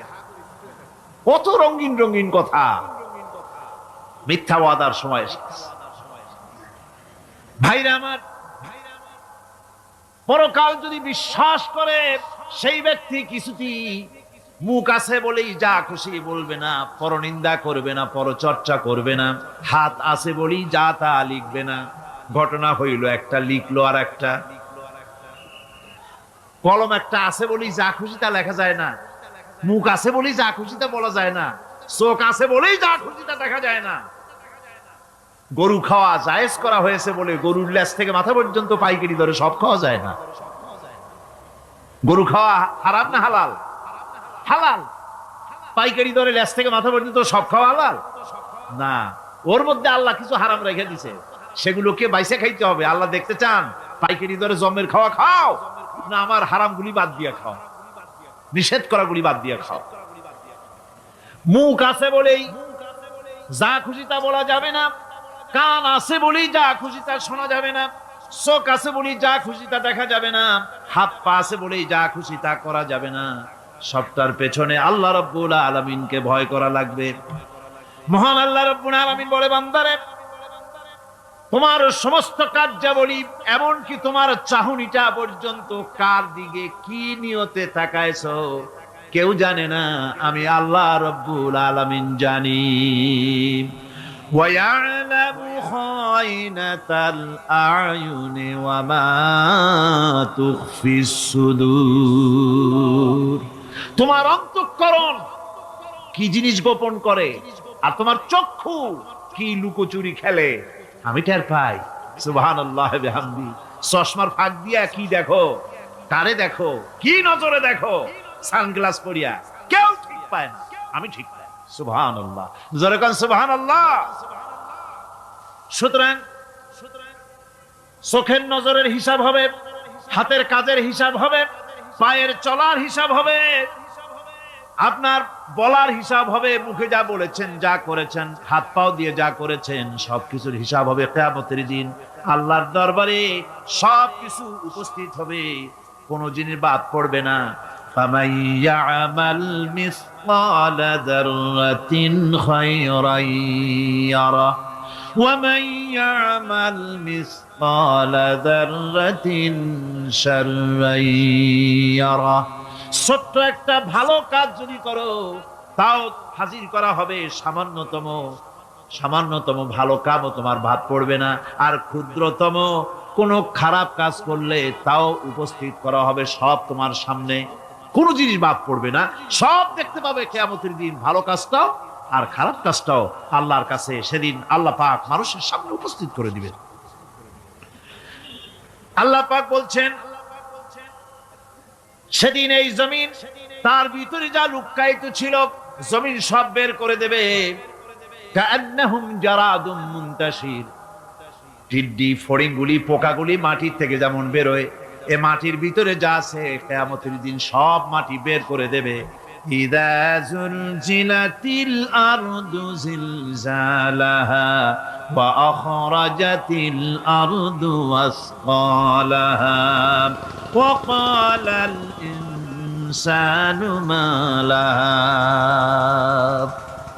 এ জমিনকে ঝাঁকি মারা হবে প্রবল এক ঝাঁকুনি, প্রবল এক ঝাঁকুনিতে এই পৃথিবীর মধ্যে যা কিছু আছে সব বেরিয়ে যাবে। সুবহানাল্লাহ কইতে ইচ্ছা করে না মিয়ারা? এক ঝাঁকুনিতে পৃথিবী সব বের করে দেবে। মানুষ হয়রান হয়ে বলবে কি হয়েছে, এ মাটির হলোটা কি? আমার বন্ধুগণ, মানুষ হয়রান হয়ে গিয়ে বলবে মাটির কি হলো? আল্লাহ রাব্বুল আলামিন বলেন ইয়াউমাইযিন তুহাদ্দিসু আখবারাহা বিআন্না রাব্বাকা আওহালাহা। জমিনের উপরে যা ঘটেছে জমিন তা সব বের করে দেবে, সব প্রকাশ করে দেবে। আর এটা এই জন্য হবে যেহেতু তার রবের হুকুম হয়েছে, তার রব হুকুম করেছে বের করে দে।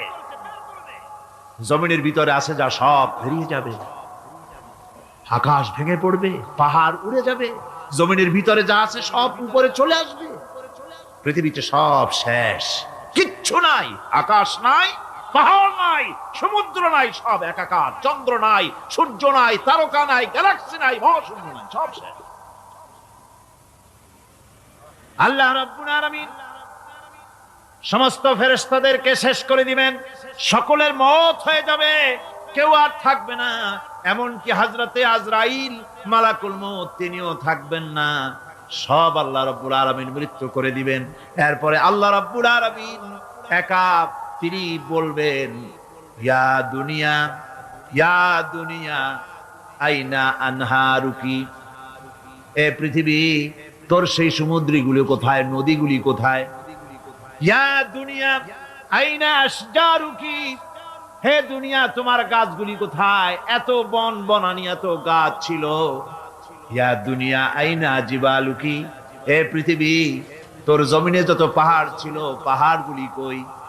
যত স্বৈরাচার ছিল জমিনের উপরে, যারা স্বৈরাচারী মনোবৃত্তি নিয়ে মানুষ ধ্বংস করেছে, দেশ ধ্বংস করেছে, মায়ের বুক খালি করেছে, ওই স্বৈরাচারগুলি কই? কোনো জবাব নাই। আল্লাহ পাক এর পরে বলবেন লিমানিল মুলকুল ইয়াউম, কার রাজত্ব আজকে? রাজত্বটা কার? আল্লাহ তিনবার আওয়াজ দিবেন, আজকে রাজত্ব কার?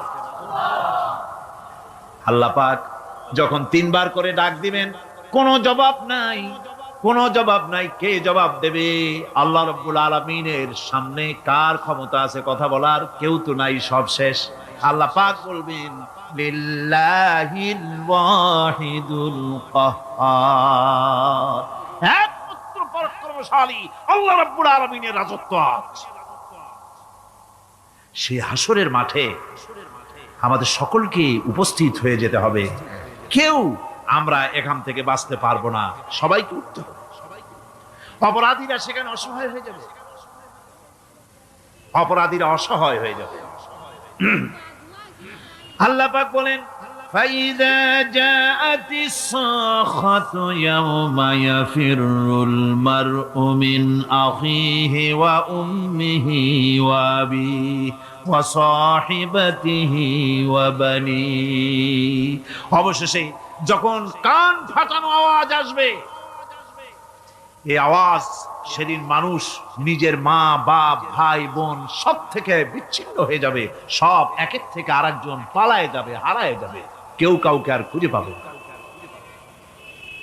সেদিন ওই কিয়ামতের মাঠে বিভীষিকাময় দৃশ্য, মানুষ হয়রান হয়ে যাবে। মাথার এক হাত অথবা অর্ধ মাইল অথবা এক বিগত এতটুকুন উপরে ওই প্রকাণ্ড সূর্যটার তাপ আসবে, গুনাহগারের মাথার চান্দি ফেটে গিয়া মগজগুলি গলে গলে নাক কান দিয়ে বেয়ে পড়তে লাগবে, জিহ্বাটা কুকুরের মতো ঝুলে নাভিস্থল পর্যন্ত পড়ে যাবে, মাটিটা সূর্যের উত্তাপে তামার মতো গরম হয়ে যাবে, সারা হাসর জুড়ে আওয়াজ হবে পানি পানি পানি। মানুষেরা হয়রান হয়ে যাবে। সেই হাসরের ময়দানে এই চরম কষ্টের ভিতরে আল্লাহ রাব্বুল আলামিন বলেন সেদিন দুটো ভাগ হয়ে যাবে, একদল মানুষের চেহারা আলোয় ঝলমল হয়ে যাবে, আর একদল মানুষের চেহারাগুলি কালো হয়ে যাবে।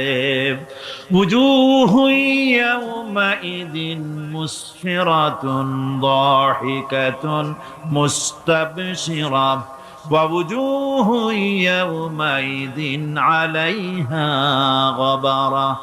আল্লাহ পাক বলেন এক শ্রেণীর মানুষের চেহারা হাস্যোজ্জ্বল ঝলমলে হয়ে যাবে, আর এক শ্রেণীর মানুষের চেহারাগুলি কালো হয়ে যাবে। তারহাকুহা কাতারা উলাইকা হুমুল কাফারাতুল ফাজারা। হাস্যোজ্জ্বল, স্বচ্ছন্দপূর্ণ, সুন্দর, উজ্জ্বল ঝলমলে চেহারা হবে ঈমান আনার কারণে, পরকালকে বিশ্বাস করার কারণে, আল্লাহ এবং রসুলের কথা অনুযায়ী জীবন যাপনের কারণে চেহারাটা উজ্জ্বল হয়ে যাবে। আর আল্লাহর নাফরমানি, রসুলের নাফরমানি, পরকালকে অস্বীকার করার কারণে কাফের গুলির চেহারা, মুনাফিক গুলির চেহারা কালো হয়ে যাবে। তাদেরকে আলাদা করে দেওয়া হবে। আমতাজুল ইয়াওমা আইয়ুহাল মুজরিমুন, মুজরিমদেরকে আলাদা করে দেওয়া হবে, দুইটা ভাগ হয়ে যাবে। এই চরম অবস্থা সৃষ্টি হবে কিয়ামতের ময়দানে। সেদিন রাসূল করিম সাল্লাল্লাহু আলাইহি ওয়াসাল্লাম উম্মতের জন্য সুপারিশ করবেন। সেই সুপারিশ যেন আমাদের করতে পারেন, সেজন্য আমাদেরকে তৈরি করতে হবে, সে ধরনের যোগ্য আমাদেরকে বানাতে হবে। বন্ধুগণ, এই পরকালীন জীবন, এর সম্ভাবনা, এটা যে হবে এবং সেই পরকালে আমাদের সকলকে যে উঠতে হবে, কিয়ামতে আল্লাহর কাছে জীবনের সবকিছুর জবাবদিহি করতে হবে, এই ভীতি সৃষ্টি করতে চায় আল্লাহ পাক মানুষের ভেতরে। আল্লাহ পাকের চাইতে মানুষের কল্যাণকামী আর কেউ আছে? চিল্লায় কোন আল্লাহর চাইতে, বিশ্ববাসীর সৃষ্টি জগতের কল্যাণকামী আল্লাহর চাইতে, রাসূলের চাইতে বেশি কেউ কি আছে? সে আল্লাহ পাক সব বলে দিলেন, ওপেন সিক্রেট করে দিলেন, সব গোপন ফাঁস করে দিলেন। কেমনে বিচার হবে, কেমনে কিয়ামত অনুষ্ঠিত হবে, কেমনে কি হবে, সব খুলে খুলে আল্লাহ পাক বলে দিলেন আমাদেরকে ভালো হওয়ার জন্য। কোরআনে কারীম বলছে, লাইসাল বিররা আন তুওয়াল্লু ওয়ুজুহাকুম কিবালাল মাশরিকি ওয়াল মাগরিব। পূর্ব পশ্চিমে মাথা ঘুরানো, সার নত করা, মাথা ঘুরানো, মুখ ঘুরানো, এটাই কিন্তু সৎ কাজ এবং পুণ্যবান হওয়ার, সৎ কাজ করার, নেককার হওয়ার জন্য যথেষ্ট নয়, বরং ওয়ালাকিন্নাল বিররা মান আমানা বিল্লাহি ওয়াল ইয়াউমিল আখির। প্রকৃতপক্ষে সৎকারী মুমিন, ভালো কাজ করা, প্রকৃত মুমিন, সত্যিকারের ভালো মানুষ, সত্যিকারের ইমানদার হওয়ার জন্য 10টি কাজ লাগবে। কয়টি কাজ? 10টি কাজ লাগবে। সেই 10টি কাজের একটি কাজ গত বছর আপনাদের খেদমতে আরজ করা হয়েছে, 2টি বলা হয়েছে, বাকি আজকে বললাম আর একটা, হয়ে গেল 3টা। বাকি আছে কয়টা? 7টা। বাকি আছে আরো 7টা। পরকাল ভিত্তিক জীবনযাপন যদি করতে পারি, তাহলে আমরা হব দুনিয়ার শ্রেষ্ঠ মানুষ। কোন আলহামদুলিল্লাহ। وسخر لكم ما في السماوات وما في الأرض। এই পৃথিবীতে যা কিছু তোমরা দেখতে পাও, এই সব কিছুকে তোমার অনুগত করে দেওয়া হয়েছে, যাতে করে তোমার সাহায্য করতে পারে, তোমার সহযোগিতা করতে পারে। এজন্য আমি সবকিছু কি সৃষ্টি করেছি। সাখারা শব্দের অর্থ হচ্ছে যে আমি সবগুলিকে তোমাদের অনুগত করে দিয়েছি, যাতে করে তোমাদের অনুগত থাকে, অর্থাৎ তোমরা তাদের এই সমস্ত জিনিস দিয়ে তোমরা কাজ নিতে পারো। পানির উপর দিয়ে তোমরা যেন নৌকা চালাতে পারো, স্টিমার চালাতে পারো, পানি অনুগত করা হয়েছে, বাতাসকে অনুগত করা হয়েছে, পৃথিবীর সব কিছুকেই আমি অনুগত করে দিয়েছি তোমাদের, যাতে করে তার দ্বারা তোমরা কাজ নিতে পারো। অন্যত্র আল্লাহ বলছেন, আল্লাহুল্লাযী খালাকাস সামাওয়াতি ওয়াল আরদা ওয়া আনজালা মিনাস সামাই মাআন ফাআখরাজা বিহি মিনাস সামারাতি রিজকান লাকুম।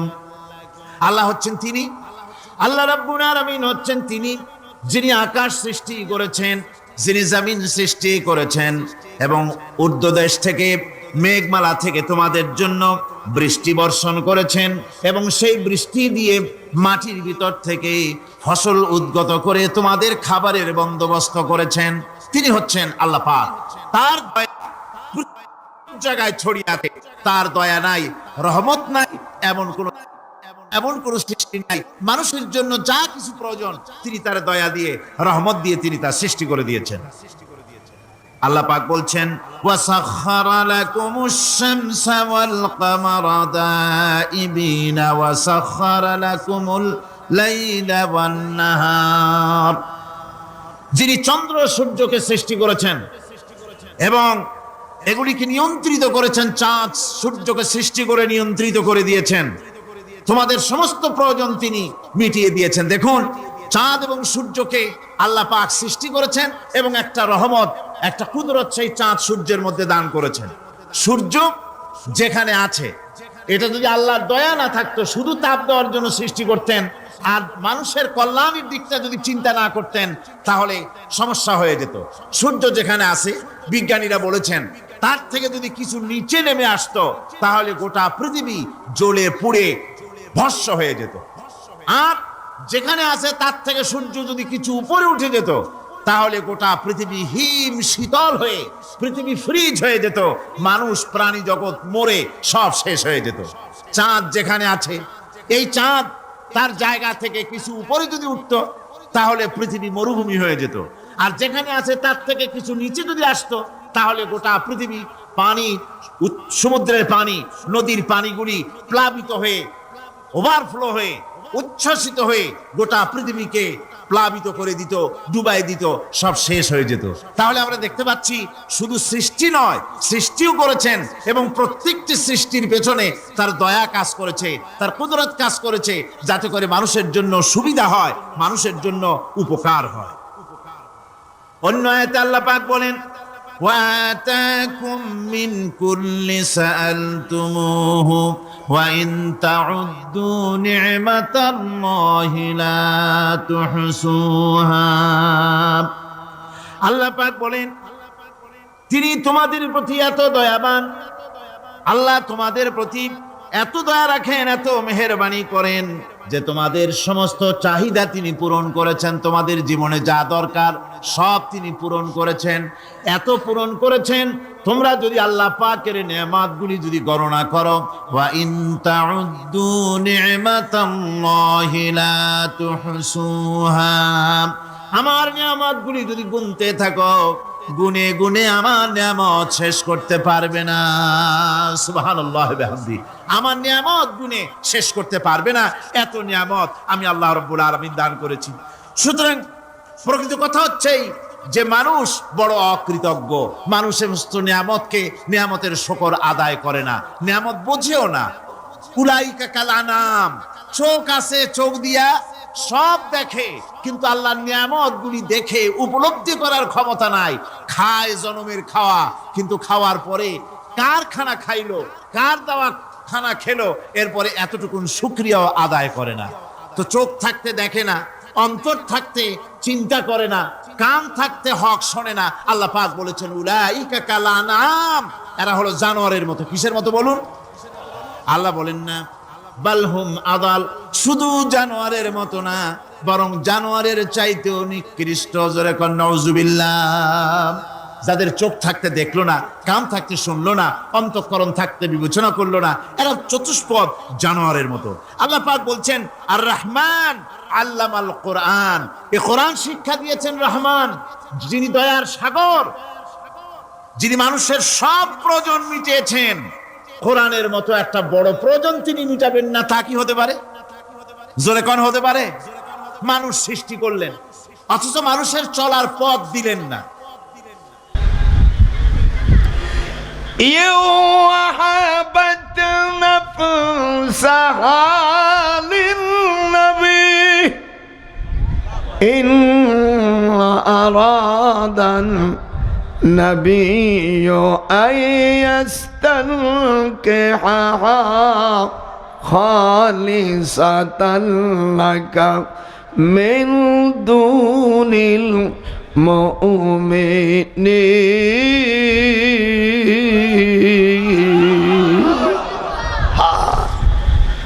হুজুর সাল্লাল্লাহু আলাইহি ওয়াসাল্লাম মক্কা জিন্দেগিতে 3টে বছর 53 জন সাহাবাকে বন্দী করেছে। এই বন্দিশালার, এই জেলখানার নাম হলো শাবে আবু তালেব। আর আবু জাহেলের অ্যাসেম্বলির নাম ছিল দারুন নাদওয়া। বাংলাদেশের, আমাদের দেশের এমপি মহোদয়রা, মন্ত্রী মহোদয়রা স্পিকার এবং ডেপুটি স্পিকার সম্মানিত যারা আমাদের দেশের মুরব্বী, এরা চালায় দেশ সংসদে। ভারতের আছে বিধানসভা, আমেরিকা আছে হোয়াইট হাউস। আর আবু জেহেল এই শয়তানের অ্যাসেম্বলির নাম ছিল দারুন নাদওয়া। জীবনে যে ওয়াজ কোনোদিন শোনেন নাই, আজকে ডক্টর নজরুল একজন ইউনিভার্সিটি প্রফেসর, একজন দিল্লি দীর্ঘদিন আমি হাদিস পড়াইছি, মদিনা মুনাওয়ারা হাদিস পড়াইছি, আমি জামিউল আজহারে লেখাপড়া শিখেছি, বাগদাদের সুলেমান বিশ্ববিদ্যালয় ইউনিভার্সিটি প্রফেসরি করেছি। একটু বুড়োর ওয়াজ ভালো করে শোনো না, গোপালিয়ারা খালি রাষ্ট্রই চালায় না, ইউনিভার্সিটি তো পড়াবার যোগ্যতা আমাকে দিয়েছে। আপনাদের কেমন লাগতেছে? হ্যাঁ, জরকান কেমন? হ্যাঁ, হুজুর সাল্লাল্লাহু আলাইহি সাল্লাম সহ 53 জন সাহাবা, হুজুর একজন 54, 60 জন মহিলা আর 2 জন ছেলে। সব নাম আমি হাদিস থেকে বলবো। আজকে যে ওয়াজ করব, জিন্দেগিতে ওয়াজ শোনেন নেই মনে হয়, মনে করব আজ দেশ এবং প্রবাসী। একটু আগে প্যানেল কোড সম্পর্কে বলছিলাম। প্যানেল কোডের 379 সেকশনে আছে পানিশমেন্ট ফর থিপ। যারা আইনের উপর লেখাপড়া করছেন, যারা প্রশাসন বিভাগে আছেন, যারা ম্যাজিস্ট্রেট কোর্টে আছেন, যারা জজ এবং সুপ্রিম কোর্টে যারা আছেন, দেশকে পরিচালনা করা আইন দিয়া লিখেছে মিস্টার লর্ড মেকুলে। 511টা আইন ভদ্রলোক লিখেছেন 1860 খ্রিস্টাব্দে। যারা আইনের উপর লেখাপড়া শেখো, যেহেতু আমি আইনের উপরে আমি পাশ করে পিএইচডি করেছি, এই জন্য আইন সম্পর্কে বেশি না জানলেও কিছু জানি।